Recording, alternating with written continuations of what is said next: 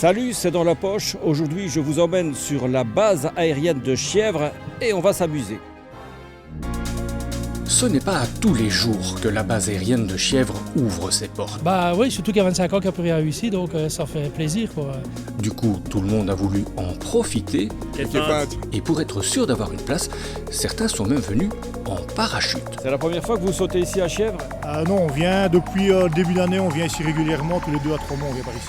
Ici, la fête américaine est à la fois sur terre et dans les airs. Vous pouvez prendre des photos des avions qui atterrissent, mais on ne peut pas voir les bâtiments en arrière-plan. Ça, c'est la règle numéro 1.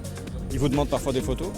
Ouais, bah ici, le colonel de la base, il a dit, vous pouvez entrer, les gars, faire des photos, mais une condition, il me faut toutes vos photos parce que je suis un fan.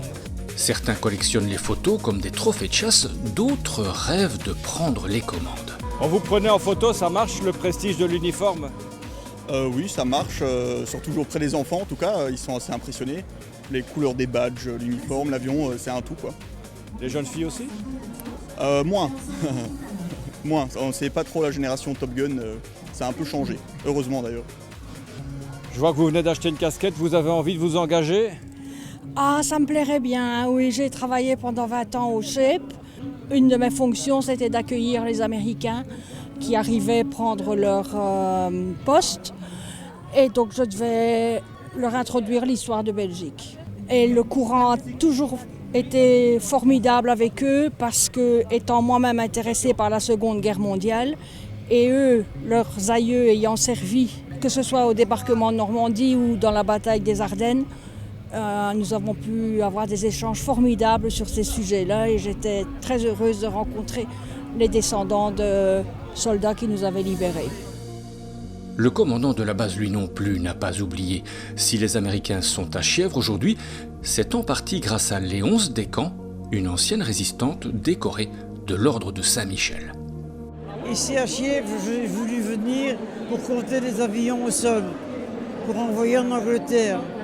Alors, je suis venu une fois, le garde m'a fait partir, mais j'avais compté. Et quelques mois plus tard, je suis revenu encore garder. Mais là, on m'a mis dehors. Et j'ai demandé pour voir le chef allemand. Il me dit, que voulez-vous ? Mais je voudrais faire de l'aviation. Et je voudrais piloter vos avions. Mais mademoiselle qui dit, vous êtes trop jeune. Ben non, je suis pas trop jeune. Je fais du vélo. Il y a beaucoup d'Américains qui viennent à Mons visiter le MMM. Alors, pas tant que ça. On a plus des Anglais, notamment dans le cadre de la Première Guerre mondiale.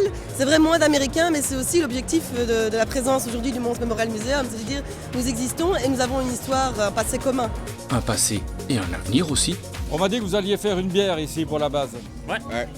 Ça s'appelait comment ? La Bene Brew. Une bière qui déwane quoi. Comment c'est faire ? Bon, on s'offre un dernier rodéo ici, c'est trop fun. Et puis, on va sur les bords de l'Amblève, à Remouchant.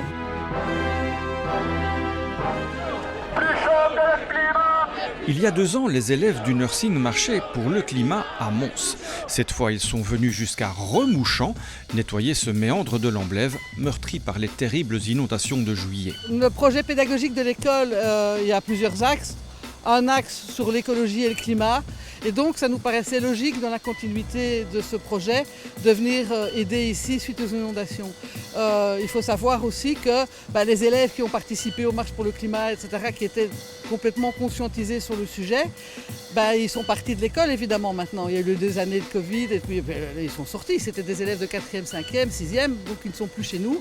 Et donc, c'est une manière de remettre en route toute la pédagogie sur le climat. Il fallait une action qui permettait de conscientiser tout le monde dès le départ et ça nous paraissait pertinent. Les gants, les bottes, les sacs, sans oublier le pique-nique. Voilà, tout est prêt. Le grand nettoyage peut commencer. Je vais leur demander vraiment un nettoyage précis parce que les plastiques ont été fort fragmentés. Et donc dans les laisses de crue qui se sont accumulées contre les obstacles, contre les arbres, etc., parfois un peu perchés, on retrouve ces plastiques mélangés. Donc je vais vraiment leur demander d'être bien pointilleux et d'aller chercher ça là-dedans pour vraiment enlever tous les plastiques. On ne peut pas les laisser là, ces déchets, parce que ça va finir, les microparticules de plastique vont finir dans l'eau, dans les poissons, dans les nappes phréatiques, et ce sont des pollutions prévues à long terme, et que si on ne fait rien, ça va être une catastrophe écologique. C'est une chasse au trésor un peu particulière aujourd'hui. Oui, quand même assez particulier, oui. T'as trouvé quoi, toi ? Plein de choses, une chaise, des détritus en tout genre, Il y a vraiment de tout. Tu t'attendais à ça?